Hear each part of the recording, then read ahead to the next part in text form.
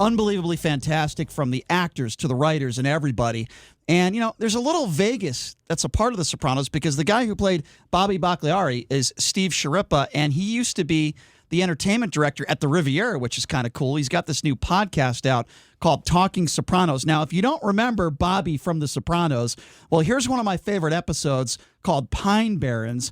Have a listen to this. Where you going? It's not bad enough you wake me in the middle of the night. I got to get my balls broken, too? Go with my nephew. Do what he says. I got to change my shirt. And, of course, at the end there, that's the great Tony Soprano, who, of course, was fantastic in that show. And speaking of fantastic, Steve Schirripa joins us right now on the show. Steve, thank you so much for being here. How are you? How you doing, guys? How are you? Doing great, thank you. So, Steve, first of all, I want to say thank you for doing this podcast called Talking Sopranos. It's yourself and Michael Imperioli, who was, of course, Christopher on the show. It's incredible because you guys go episode to episode and you break it down and behind the scenes stuff. And I know the fans love this podcast. It's very popular. Talk to us about it. We started it in April. We weren't going to do it because of the pandemic, and then it had been announced. So a lot of people were saying, "Man, we could use this now." I'm rewatching the show. Blah blah blah. We also realized that a lot of younger people have been watching the show. People in their late teens, early 20s, college age, they started watching the show. And they're the kind of the podcast world, you know what I mean? Mm-hmm. And so we started this thing. Michael was in California, I was in New York. And we're doing a rewatch. We haven't watched the show in 20 years. The show's been off the air since 2007. Right. I mean, honestly, I haven't seen we went to the first episode. I haven't seen it in years, man, since the beginning. So, we watch them separately. We take our notes. We have guests. We've had Edie Falco and Lorraine Bracco, and we've had writers and directors, and, we've had most of the cast. Not yet. We're only up to the middle of season 3 or the beginning of season 3. So slowly, everyone who made the show great, directors, producers, cast members, crew members, sound guy, lighting guys, and listen, we've had over 6 and change million downloads. Wow! All over the world. It's very popular. Kind of surprising, I guess. And it's been great. I mean, it's just been it's a lot of fun. Going back to watch everything. But Steve, is it really surprising? Because first of all, you guys sound great on the podcast. You and Michael are fantastic, by the way. Thank you. You got great chemistry there. I'm not surprised. You guys had great chemistry. Well, we're also really close friends. We've been close friends for sure. Since almost the beginning, though on screen we didn't work together much. But we're really close friends. We've done a bunch of projects together. And, listen, we talk about the show, but we also talk about our regular lives. We talk about, acting in general, auditioning. Sure. People we like, people we don't like. Other phony actors, phony Hollywood. We give our opinions. We don't think the same about everything. Sure. And it's a conversation. It's like having lunch with each other. That's all. And that's Michael having lunch, talking about our old job. And that's why it works. I mean, this show obviously changed your life when you got this role of Bobby Bagliari, and just about everybody, right? Including James Gandolfini. Obviously, he was a gifted actor way before The Sopranos, and he had done a lot of work before then. But it changed everybody's life. I mean, I have to ask you this, does it bother you at all that when people see you on the street, they don't call you Steve, they call you Bobby? I would imagine you still probably get that every day. Because I talk to some actors, and it bothers them. Does it ever bother you when people come up? No, it doesn't bother me. It doesn't bother me in the least bit. I also get a lot of Anthony. I've been on Blue Bloods for 5 years, so I get a lot of that. I get a lot of Anthony. It doesn't bother me in the least bit. I mean, that's what they know me from. Before that, I didn't have a career as an actor.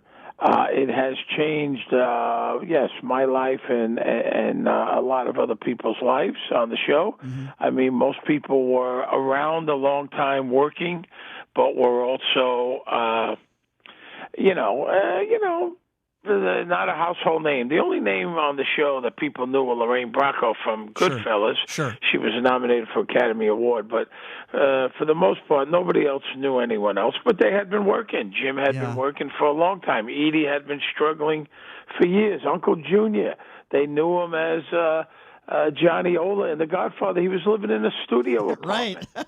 It's unbelievable. He was 68 years old. I mean, Tony Sirico was living on his mother's cot. It's incredible. In an apartment in Brooklyn. I mean, so all these people, you think they're overnight successes. They're not. They've been working. They've been struggling. True. And this was the role of a lifetime. Absolutely. So I've heard stories, so many stories about James Gandolfini and all the great gifted actors and actresses from The Sopranos. But I heard stories that Gandolfini would actually smack himself in the face to prepare for a scene because he wanted to have that angry character come out. I don't know. Maybe, I mean, that wasn't an everyday occurrence. You know what I mean? But he had his little things. He would put rocks in his shoes. Did he really? So that made him uncomfortable and annoyed him and hurt him. And so when he was angry, he had some little tricks he did, but it wasn't always like that. That's incredible. I never saw him smack himself in the face. So, I mean, he could have done it when I'm not there. But Right. Rocks in his shoes. That's incredible. That would be the he would worst. put rocks in his shoes sometimes. Right. If he had there was a scene, Sure. that irritation. Sure. He had some tricks, some things, tricks or whatever, some things that he did. But no, I don't know. So everybody's got their process, man. Sure. Whatever Absolutely. that may be, and Sure. That might have been one of his. What I always hear from people that were close to Gandolfini, including yourself, that worked with him, is that he was willing to help anybody. So, Steve, I met James Gandolfini about 18 months before he tragically passed away. It was Muhammad Ali's 70th birthday celebration in Las Vegas. And I had a chance to meet him, and I didn't want to be one of those people that asked for a picture or an autograph. I just shook his hand and I said, Mr. Gandolfini, I just want to thank you so much for your work. And I could see how much he appreciated that, but he seemed a little shy. And then I hear him speaking in the James Gandolfini voice instead of the Tony Soprano voice, and I was taken off because I wasn't used to it, Yeah, But, that was at the Rufo. thing. Correct. Jim and yes. Jim had come. Jim and his wife had come, and I had been involved with Larry Rufo and Mike Severino. The Power of Love. Went for many, many years. I haven't been the last few years, but Jim came, and he was great. And he was a good guy. The guy was just a regular good guy that happened to be a terrific actor, and that was it. And I think he got his knee replaced. Yeah. Drove.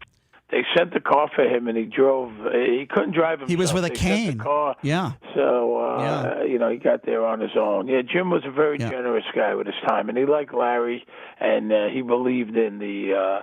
I told him what it was about, Alzheimer's in the hospital and Cleveland Clinic, up. and Jim was into helping if he believed in believed in it, No question. If you're just joining us, speaking with Steve Schirripa, of course, he played Bobby Bagliari in The Sopranos. He's got a podcast out that is phenomenal with Michael Imperioli called Talking Sopranos. Let's talk about one specific scene. We played a little bit of the audio to intro you onto the show, Steve, and it's a scene in Pine Barrens where Tony Soprano, James Gandolfini, is kind of laughing at you with your getup when you're out looking for Paulie and Christopher Moltisanti in the woods in the Pine Barrens. And I've heard that the reason why he was laughing and he didn't know this was going to happen, that you were holding up or somebody was holding up dildos. It's something the camera didn't catch. I walked in with a dildo. I'm off camera. He already had seen me in the outfit out in the days before when we shot out in the woods. Right. So, he needed to laugh, and I asked the prop guy, I said, hey, man, you got anything around? You got any, a dildo, something? I had an idea to do something funny, and he had a whole bunch of them for some crazy reason. I have no idea why. And I turned the corner. You could almost see Uncle Junior crack. You could almost see him, because I told no one, not the director, not anyone. I just... it was a big one, like 3 feet, like an Italian bread, and big giant one. And I was twirling it around. It was a soft, like rubbery one. And when I turned the corner, that's what he's laughing at. That's that scene. Oh, that's genius. And you see Dominic, he almost cracks, almost. By the way, that's very smart. That was a genuine. I could see that was very, very genuine. Steve, you did some stand-up in Vegas as well, right? No, I was never a stand-up comic. I ran the Riviera. I was the entertainment director at the Riviera, but in 1986, the Improv opened, and that's I ran the club.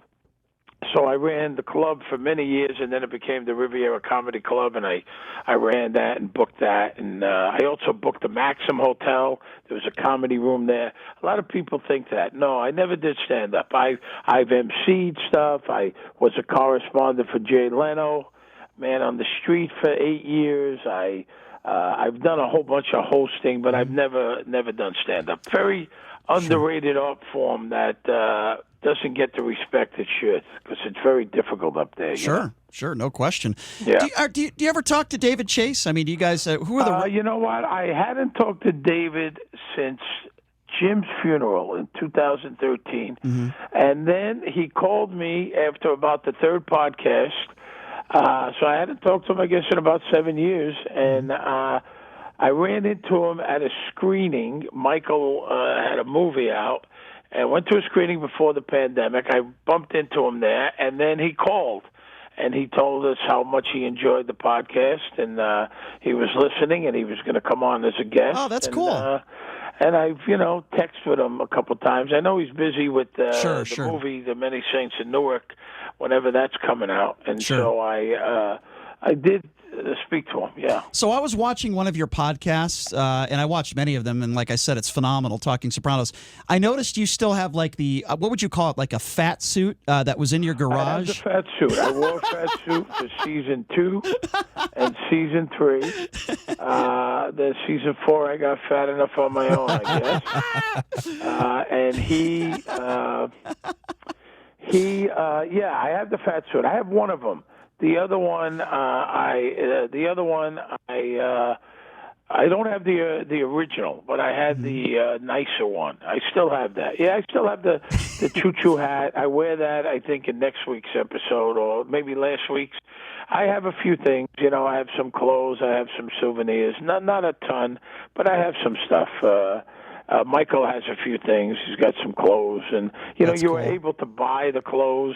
Right. At the end, so I bought a few things. The shirt that I got killed off in, the Bobby got killed off in, and the choo-choo hat and a few things. Do you have one of the Vito pool cues that he told us about? I do not. Fair enough. I have to. That I don't have. No, I didn't keep anything. Yeah. Trying to think. I didn't. I didn't keep like a whole lot at the time. I don't know why. Now you think back, I should have took this, should have took that. I didn't. I don't know why. I've got a lot of good memories of the show. And sure. So I have to ask you about how the show ended. I'm sure you've been asked about this a gazillion times. I actually like the way the show ended because it gives people an opportunity to think, well, maybe this could have happened. Maybe that could have happened. I just want to get your thoughts on that, Steve. The way the show ended, how it goes to dark when you have the family sitting there at that restaurant that, by the way, is still there. You can sit at that booth. Yep. I thought it was genius the way the show ended. Journey playing in the background. I loved it. I mean, look, I think Tony Soprano is alive and well. He's living in New Jersey. That's my opinion. It was left open to your own, to your own interpretation, your own opinion. That's what I think. Mm-hmm. I think the guy in the members only jacket was a red herring. I think what you saw is what you saw. I honestly believe that. Mm-hmm. I don't think anything happened. There was a lot of lies, and I confirmed this with David and with Terry Winter, another exec producer. There was no fake endings done. There was none of that. There's people out there saying I saw 2 endings and 3 endings and 4 endings. They're lying. Those people are lying. Gotcha. So, I think I don't know how else you could have ended it. I don't think you wanted to see Tony Soprano die. I don't think you wanted his family to die. I just think it is. We saw what we saw. Family back together.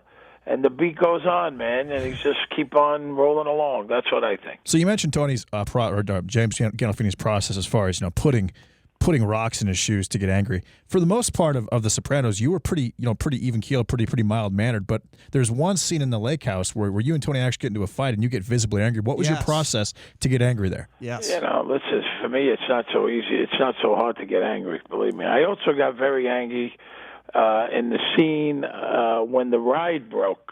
And I went after Paulie Walnuts. Yes, I was, yeah.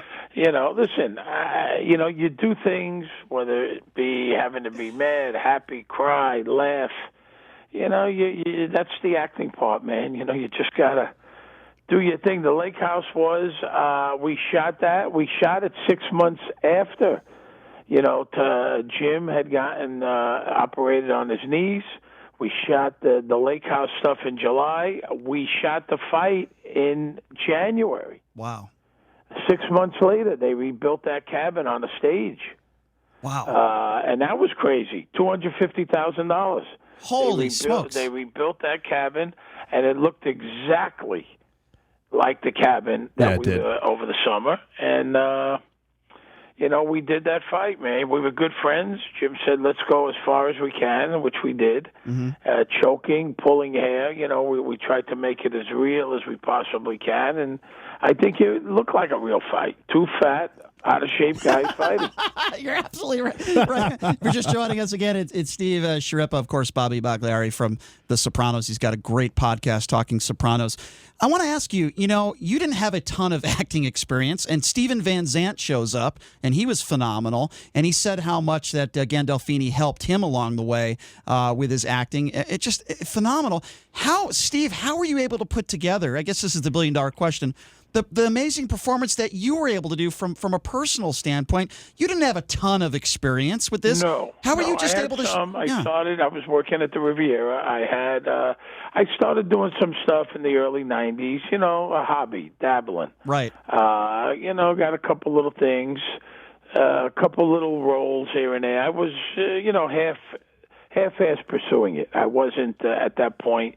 To me, it was just fun, I enjoyed doing it. And I knew some comics. They put me in some of their things, and to me, it was really like a hobby, And then something would come to town. There was a casting director. He's retired now, but his name was Ray Favero.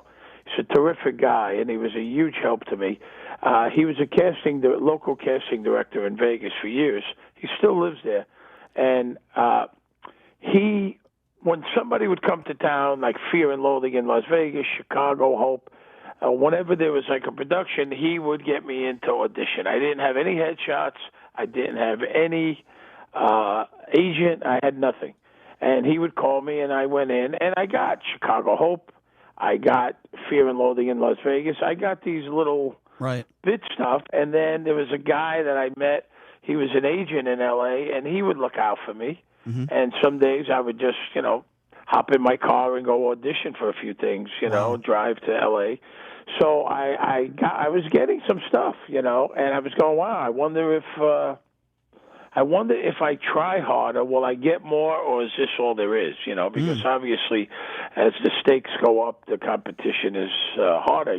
Sure. And I worked with Ray. He was also an acting coach to me, a mentor. And listen, man, I don't know. I came to New York for a wedding. I read for this role. I read for first the role of an FBI agent. Then I read it was Christopher Walken's wife was the casting director, Georgia Walken. Oh, wow. And I read for the part of Bobby, and she said, well, would you come back? And And I went back to Vegas. They called me, and I told my wife, I said, I'm not going to go back. I said, when am I going to go back? Get a couple lines and spend all the money, And she was the one that encouraged me. She said, go back. You're only happy when you do it. Let's go, Right. So I came to New York, and I read. I read for David Chase, who I didn't even know who the hell was who. There was about 15 people in the room, man.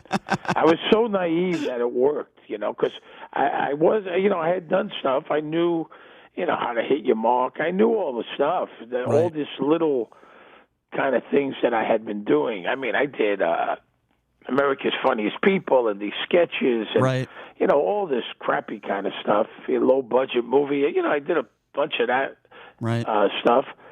So I knew what I was doing, but I mean, they hired me. I got fitted for that fat suit. Came out here. I stayed in a hotel near the Meadowlands and had to get myself to the set at the beginning. I mean, there was no guarantee. The agent actually told me not to take the job. You're kidding me. Oh, No. my God. He said, they're not going to pay your way. They're not going to guarantee you anything. They're not going to put you up. And then you fired him, right? Well, I just, he was just helping me. He was a friend. And I said, well, listen, I'm going to do it anyway, and it wasn't much money. And I joke, but it's the truth. It cost me like $24,000 to make $22,000. I think it worked out for you, Steve. Yeah, I do. I think it worked out. The Riviera was very nice. My boss at the time, longtime Vegas guy, Bob Vanucci, I had 6 weeks vacation. He let me come and go. A lot of stuff could be done by phone, and I did 6 episodes that first season. Awesome. And and then they made me a series regular the following year because I got another job. I was, on a roll. I was getting confidence. I was starting to work. Yeah, and, sure.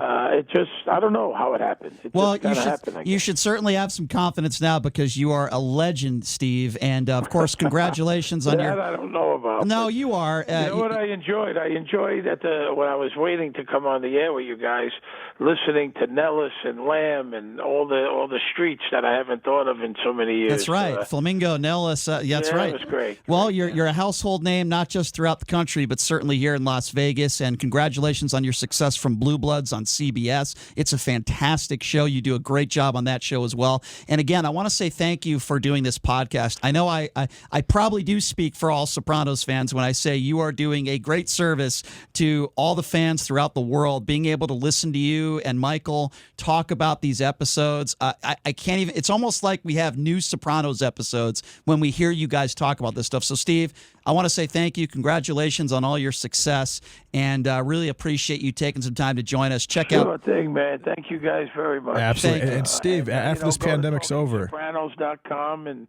wherever you get your podcasts. Yeah, and Steve, after this pandemic's over, when you're in Vegas, love to have you on stop again. in the studio. Yeah, we'd love to have you on again. Sounds great, man. I'd love to do that. Thank you, Steve. Yeah, thanks a lot, Steve. You take care, Appreciate guys. it. You take care. That is Steve Schirripa. Bobby Bagliari, I love it. I love it. How about that, huh? James Gandolfini putting rocks in his shoes before scenes. That is awesome. I've heard stories like that, but I didn't know he was putting rocks in his shoes. You heard it from Bobby Bagliari right there. I mean, do you know how bad life sucks when you have rocks in your shoes? Oh, it's terrible. It's the worst. I get it on the golf course, and I'm in the worst mood. Anyway, he's a legend, and just listen. He does have that Bobby Bagliari voice. I just hear it. I hear it. It's a little more high-pitched, but folks, I'm telling you, if you're a Sopranos fan, please check out his podcast. I am addicted to it.